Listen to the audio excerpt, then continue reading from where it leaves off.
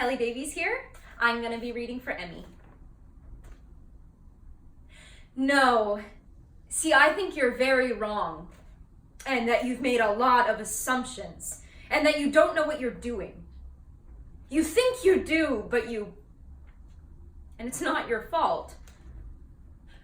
But I need to correct you. Correct me?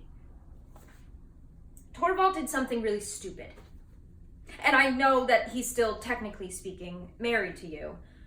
And I'm not saying that none of this is his fault. There's fault on his part, for sure. But basically, what happened when you left, people noticed. And of course they noticed. People would ask, "Where's Nora?" And Torvald, I'm sure you could guess, he was pretty upset about it. Felt pretty private about it. Didn't want to talk about it. It was embarrassing. People ask him where you are, and he'd have to say, "You left him." It would be awkward both for him and for the person asking. So, at first, when people asked, he'd say that you had gone away, visiting family, left town, something like that. He didn't really say much about it. He didn't want to lie. But when about 2 or so months had gone by, and you were still gone... I mean, I don't know exactly what happened. Obviously, I was so little, I wasn't aware of what was happening. But someone made the assumption that you weren't well, that you had gotten sick. And Torvald didn't say no, so that's the story that went around.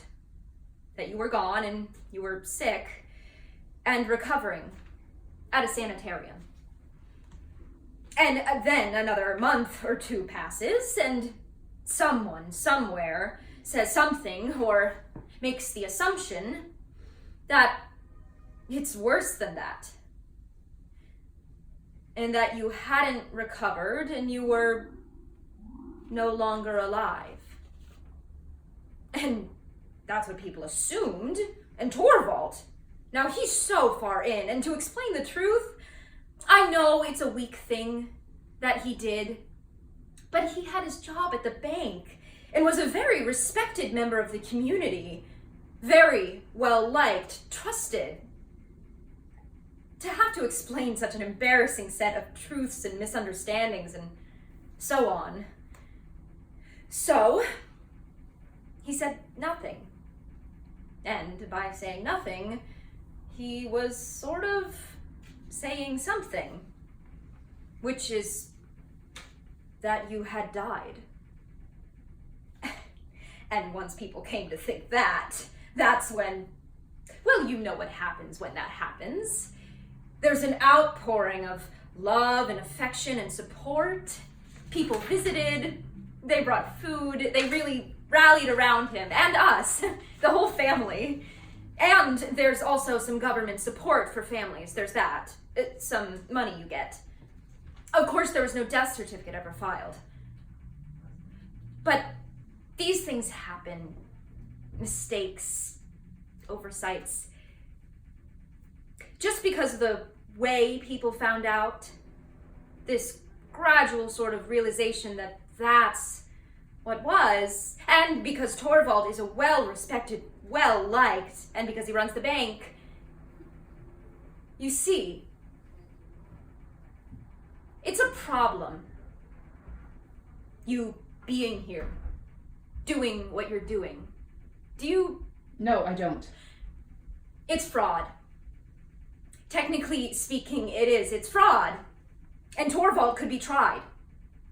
He could lose everything. Just like you. And that's why he can't give you your divorce. But, there is another option. You die. What? Let me ask you. Who have you seen while you've been in town? Me, Anne-Marie Torvald. Anyone else? No. Good. Remember how I said there's no death certificate? Well, what if there was one? What if, using what connections I have, that piece of paper were to just show up in the files of the local clerk's office? You see? If you're dead, there is no marriage. Does Torvald know about this idea? No. It's my idea. I came up with it myself. It's clever, isn't it? It is. Thank you.